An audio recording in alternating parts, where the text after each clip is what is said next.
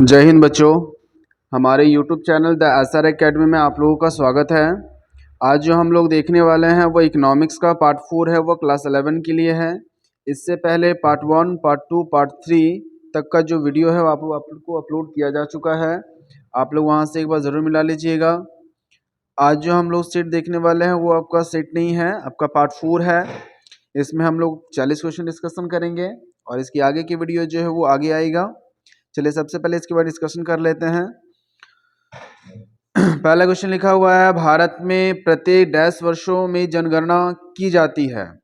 तो भारत में जो जनगणना होती है वो प्रत्येक 10 वर्षों में होती है, यानी पहला का जो आंसर हो जाएगा option number C. Question number 2 में आते हैं। 2 में लिखा है कि माध्यिका आंकड़ों, जिसे सम को भी कहा जाता है, को डैश बराबर भागों में बांटा जा सकता है। इसे जो है 2 बराबर भागों में विभाजित किया जाता है। चलिए आगे आते हैं। वह व्यक्ति जो आंकड़ा संग्रह करता है यानी संग्रहण करता है उसे क्या कहते हैं? गणनाकार। ठीक है, चलिए आगे सवाल पर आते हैं। लिखा है वर्ग अंतराल 70 से लेकर 80 का माध्य बिंदु क्या होगा? तो 70 से लेकर 80 तक का माध्य बिंदु निकालने के लिए क्या करना है कि 70 और 80 दोनों को प्लस कर देना है और प्लस करने के बाद इसको जो है 2 से डिवाइड कर देना है। तो आपका 70 80 प्लस करेंगे तो 150 हो जाएगा, इसको 2 से डिवाइड करेंगे तो 75 हो जाएगा, यानी ऑप्शन नंबर इसका कितना हो जाएगा? बी नंबर का। क्वेश्चन नंबर 5 में आते हैं। किसी अनुसंधान के लिए मूल रूप से संकलित समकों को क्या कहा जाता है? उसे जो है वो प्राथमिक यानी प्राइमरी के नाम से जाना जाता है। तो 5 का क्या हो जाएगा? ए। क्वेश्चन नंबर 6 पर आइएगा। देखिए 6 में क्या लिखा है कि निम्नलिखित आंकड़ों के विस्तार गुणांक ज्ञात कीजिए। Calculate the coefficient of range from the following data. इसका विस्तार निकालना है, जिसका देखिए क्या क्या दिया है इसमें। हिंदी में तो नहीं लिखा है, यहाँ देखिए 24 है, 30 है, 64 है, 50 है और 34 और फिर से है 72। तो पूछा गया है निम्नलिखित आंकड़ों का जो है वो विस्तार गुणांक कितना होगा। और इसे करना क्या है कि विस्तार गुणांक लिखा हुआ है, विस्तार गुणांक नहीं होना चाहिए था। इसमें आप लोग को माध्य निकालने के लिए कहा गया है, सभी आंकड़ों को जोड़ देना है और उसको टोटल से डिवाइड कर देना, जैसे आप लोग के पहले भी निकाला करते थे। तो इसे आप लोग खुद से ट्राई कीजिएगा, सबको जोड़ते हुए उसका वैल्यू निकालना है। ठीक है, तो इसे आप लोग खुद से ट्राई कीजिएगा, नहीं बनने पर आपको कमेंट में आंसर बता दिया जाएगा। आगे आते हैं और इसका आंसर चेक कर लीजिएगा आप लोग। 7 लिखा हुआ है सामांत माध्य का सूत्र है। तो सामांत माध्य का जो सूत्र होता है वो सिग्मा एक्स बाय एन होता है, यानी ऑप्शन नंबर इसका हो जाएगा सी। तो 7 का हो गया आपका सी। चलिए 8 नंबर पे आते हैं। 8 नंबर में लिखा हुआ है इनमें से कौन केंद्रीय प्रवृत्ति का भाग है या माप है? तो ऑप्शन देखिए लिखा है परास, बहुलक और उसके बाद प्रमाण विचलन, या इनमें से कोई नहीं। तो 8 का जो आंसर है वो हो जाएगा आपका ऑप्शन नंबर बी, बहुलक। ठीक है, चलिए आगे आते हैं। क्वेश्चन नंबर 9 पे लिखा है संख्याकी के पिता किसे कहा जाता है या किसे माना गया है? तो संख्याकी के जो पिता है वो गॉटफ्राइड क्या नाम है, आकेनवाल को ही कहा जाता है। ये पहले भी रिपीट किया गया हुआ है, आप लोग एक बार देख लीजिएगा। क्वेश्चन नंबर 10 पे आते हैं। दो चरों के बीच पारस्परिक संबंध को प्रकट करने वाले चित्र को क्या कहा जाता है? माध्य है, विक्षेप चित्र है, मानचित्र है या माध्यिका है? तो 10 का जो आंसर होगा हो जाएगा आपका ऑप्शन नंबर बी, विक्षेप चित्र। क्वेश्चन नंबर आते हैं आपका 11 में। किसी ग्राफ पेपर में कितना चरण होता है? तो ग्राफ पेपर में जो है वो 4 चरण होते हैं। क्वेश्चन नंबर आते हैं 12 में। 12 में लिखा है कि उपभोक्ता मूल्य निर्देशांक, जिसे सूचकांक निर्माण करने का सूत्र क्या है? तो क्वेश्चन नंबर 12 जो है वो एक फॉर्मूला है, इसका फॉर्मूला हो जाता है आपका option number 1 sigma P1 Q0, तो इसका सिग्मा P0 Q0 इंटू 100। चलिए आगे आते हैं। लिखा है श्रेणी का n/4 भाग, यानी जो इसका 4th भाग होता है उसे क्या कहा जाता है? तो इसे जो है फर्स्ट चतुर्थांश कहा जाता है। 4 हिस्सों में बांटने से उसका एक हिस्सा बनता है, तो हो जाएगा आपका 13 का ए। 14 नंबर पर आइए।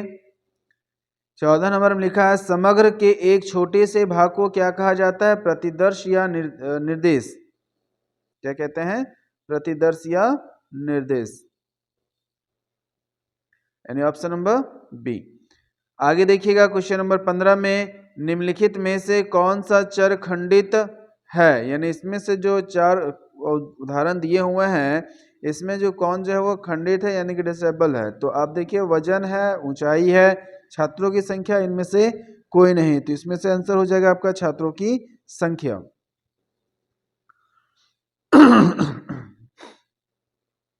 चलिए आगे आते हैं क्वेश्चन नंबर 16 में किस अर्थशास्त्री ने कल्याण संबंधी परिभाषा को प्रस्तुत किया है?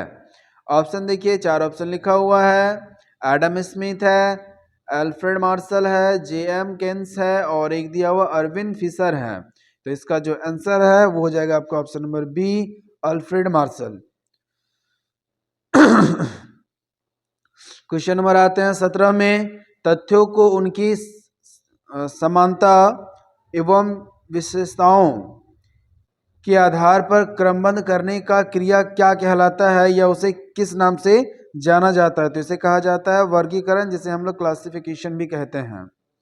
क्वेश्चन नंबर आते हैं 18 में एक श्रेणी प्रश्नावली के गुण कौन से हैं? तो इसमें हो जाएगा आपका इनमें से सभी, सरलता और प्रश्नों का उचित क्रम, प्रश्नों की सीमित संख्या और इनमें से वो सभी, तो इसका आंसर हो जाएगा उनमें से सभी। क्वेश्चन नंबर आते हैं आपका अगला 19 नंबर में किस अर्थशास्त्री के अनुसार अपकिरण पदों के विचरण का माप है? देखिए ऑप्शन लिखा हुआ है मार्शल, बाउले, केन्स और रॉबिन्स, इसका आंसर हो जाएगा बाउले। तो 19 का हो गया option number B.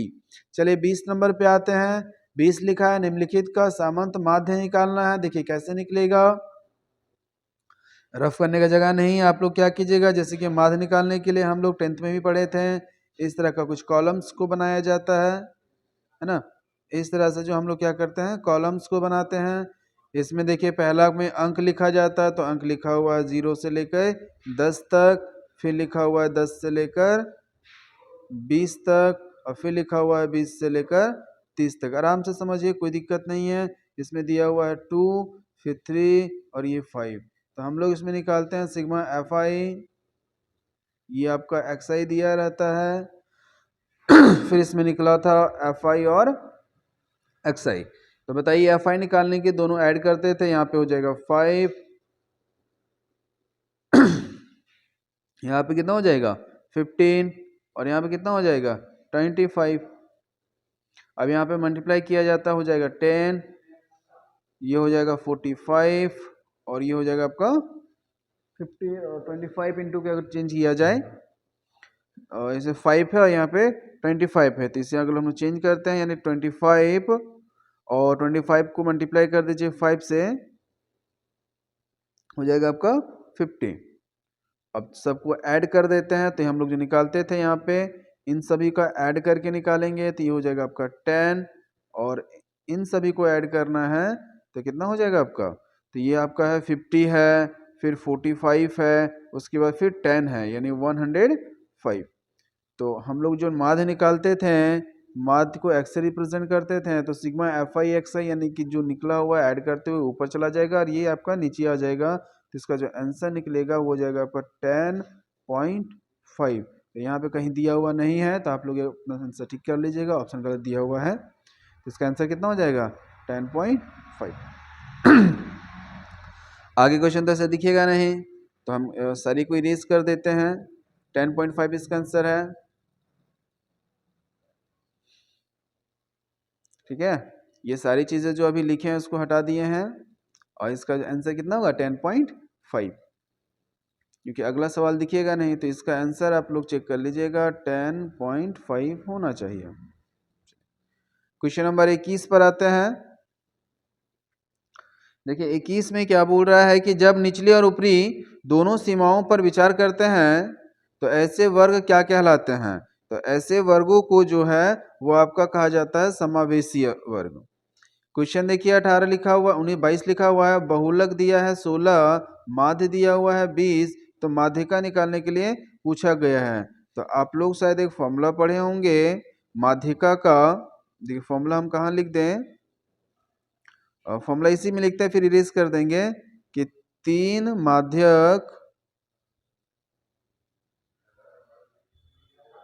माध्यक equal to क्या हो जाएगा, बहुलक, समझ जाइएगा, बहुलक प्लस और 2 माध्य। ठीक है, ये फॉर्मूला होता है। हमको निकालना क्या है, माध्यिका निकालना है। तो माध्यिका निकालेंगे तो इक्वल टू हो जाएगा 3 माध्यक है, यहाँ पे दिया हुआ है बहुलक, तो बहुलक कितना है 16 और 2 गुना माध्य, तो माध्य कितना दिया है 20, 20 को 2 से गुना करेंगे तो हो जाएगा 40 और ये 3 इधर आ जाएगा नीचे हो जाएगा। तो 40 और 10 50, 50 और 6 56 यानी कि 56 और डिवाइड कर देंगे 3 से। तो 56 और 3 कितना हो जाएगा, डिवाइड कर दीजिए। देखिए यहाँ पे हुआ ना, 3 था इधर, मल्टीप्लाई इधर डिवाइड हो गया है और ये बहुलक दिया हुआ था आपका 16, तो इसमें 16 और ये आपका 20 दिया, 20 दिन हो गया 40, 40 हो गया 56 यानी 56, इसको डिवाइड कर दीजिए 3 से, तो 18 पॉइंट समथिंग कुछ आएगा, 18.00 18.6666 आता जा रहा है। तो इसका आंसर क्या हो जाएगा, ए नंबर का। हम सारा इरेज कर देते हैं, आप लोग फॉर्मूला रहने दें, मिटा देते हैं। ये फॉर्मूला जो है वैसे रहने देते हैं, आप लोग फॉर्मूला से मिला लीजिएगा। 3 माध्यक बराबर बहुलक प्लस 2 माध्य, तो इसका आंसर हो जाएगा आपका ऑप्शन नंबर 1। क्वेश्चन नंबर 23 पर आते हैं। 23 में क्या लिखा हुआ है, निर्देशांक के प्रकार क्या होते हैं, तो इनमें से हो जाएगा आपका सभी उपयुक्त। वह ग्राफ जो संचयी आवृत्ति वितरण को दर्शाता है उसे क्या कहा जाता है, तो इसे जो है त्वरण के नाम से जाना जाता है और इसे कहते हैं। भारतीय सांख्यिकी संस्थान कहाँ स्थित है, यानी भारत का जो सांख्यिकी संस्थान है वो किस जगह पे मौजूद है, तो वो जो है कोलकाता में मौजूद है। क्वेश्चन नंबर 26 पर आइए। इनमें से कौन जो है वो नकदी फसल है, तो इनमें से जो है आपका कपास जो है वो एक नकदी फसल है। विश्व बैंक को किस अन्य नाम से जाना जाता है, तो विश्व बैंक जो है उन्हें IBRD के नाम से जाना जाता है। इसका फुल नाम जो है आप कमेंट करके बताइएगा। क्वेश्चन नंबर 28 पर आते हैं। 28 में लिखा है, सरकार द्वारा सार्वजनिक क्षेत्र के समता हिस्से को निजी क्षेत्रों के हाथों में बेचना क्या कहलाता है, उसे विनिवेश कहलाता है। Option number B. 29 नंबर पर आइएगा। 29 में लिखा है, मानव पूंजी निर्माण में बाधा है, तो इनमें से मानव पूंजी निर्माण में कौन कौन सी बाधा है, बढ़ती हुई जनसंख्या, ब्रेन ड्रेन भी है, शिक्षा का निम्न स्तर भी है, इनमें से हो जाएगा आपका सभी option number D. Question number आता है 30 में। 30 में लिखा है कि ऊर्जा के पारंपरिक स्रोत कौन है, तो पहला देखिए वाणिज्यिक स्रोत है, गैर वाणिज्यिक स्रोत है और दोनों हो जाएगा आपका ऑप्शन बी में, इनमें से कोई नहीं, तो ऑप्शन हो जाएगा इनमें से दोनों। सरकार द्वारा जो कर व्यक्तियों की आय पर लगाई जाती है उसे क्या कहते हैं, मतलब सरकार जो किसी व्यक्ति पर आय का कर लगाती है उसे क्या कहा जाता है, उसे प्रत्यक्ष कर कहा जाता है, डायरेक्ट टैक्स जिसे कहते हैं। निम्नलिखित में से कौन सा उद्योग लघु और कुटीर उद्योग के अंतर्गत आता है, इसमें 4 ऑप्शन दिया हुआ है, पूछा गया है कि इनमें से कौन जो है वह दोनों में आता है, लघु और कुटीर दोनों में आती है, तो हस्तकर हो जाएगा आपका हैंडलूम हो जाएगा। अब देखिए ऑप्शन में लिखा हुआ है हस्तकरघा। ठीक है, क्वेश्चन नंबर आते हैं 33 पर। गरीबी रेखा का संबंध है किससे है, तो गरीबी रेखा का जो संबंध है वह सापेक्ष निर्धनता, निरपेक्ष निर्धनता, दोनों और इनमें से कोई नहीं, तो 33 का जो आंसर हो जाएगा आपका ऑप्शन नंबर बी, निरपेक्ष निर्धनता। ठीक है, कृषि शास्त्र के गैर संस्थान कौन है, तो कृषि शास्त्र का जो गैर संस्थान है ये हो जाता है आपका महाजन। आधारित संरचना के 2 प्रकार बताइए, आधारित संरचना के 2 प्रकार बताइए, सामाजिक और राजनीतिक, सामाजिक और तकनीकी, सामाजिक और आर्थिक, और सामाजिक और आर्थिक है, सॉरी सामाजिक लिखा हुआ है। 35 का जो आंसर होगा वो जगह आपका, इसको सामाजिक होना चाहिए था, ये यहाँ पे चेंज होगा, सामाजिक और आर्थिक होगा। ठीक है, ऑप्शन नंबर हो जाएगा आपका डी, ये option number D. Question number 36 पर आइएगा। 36 में लिखा हुआ है CFC का पूरा नाम क्या है, chlorofluorocarbon, option number C. Question number 37 पे आते हैं। 12वीं पंचवर्षीय योजना की अवधि क्या है? आप लोग को याद होगा, इससे पहले जो आप लोग को बताया गया था, इससे पहले वाला पार्ट यानी पार्ट 3 में, उसमें आप लोग को बताया गया था कि अंतिम पंचवर्षीय योजना कौन सी थी? तो 12वीं पंचवर्षीय योजना थी, जो कि चला था 12 से लेकर 17 तक। यही लास्ट पंचवर्षीय योजना चला हुआ, तो इसका हो जाएगा आपका ऑप्शन नंबर ए। तो 37 का हो जाएगा आपका ए। कृषि साख के साधन है, तो कृषि साख के साधन कौन है? भूमि है, भूस्वामी है, व्यावसायिक बैंक है, ग्रामीण बैंक है, या इनमें से हो जाएगा सही? तो मेरे अनुरूप जो इसका आंसर हो जाएगा आपका ऑप्शन नंबर डी। निर्धनता रेखा के नीचे रहने वाले लोगों का अनुपात डैश से अधिक है, तो 39 का जो आंसर है वो जो आपका option number A, Bharat. Bharat में जो है अधिक है। नवरत्न क्या है? निजी उपक्रम या सार्वजनिक उपक्रम या दोनों या इनमें से कोई नहीं? तो जो 40 का आंसर होगा हो जाएगा आपका ऑप्शन नंबर बी, सार्वजनिक उपक्रम। तो कुल मिलाकर जो हम लोग देखे हैं, इसमें आपका 40 क्वेश्चन कंप्लीट हुआ और ये पार्ट 4 कंप्लीट हुआ। नेक्स्ट जो वीडियो आएगी वो आपका पार्ट 5 को लेकर होगा, जिसमें हम लोग फिर से 40 क्वेश्चन का डिस्कशन करेंगे। और ये ज़्यादा जो क्वेश्चन है वो क्लास 11 के लिए बहुत ज़्यादा इंपॉर्टेंट है, तो इसे एक बार ज़रूर देख लीजिएगा। हम लोग फिर मिलते हैं अगले वीडियो में, तब तक के लिए जय हिंद, जय भारत।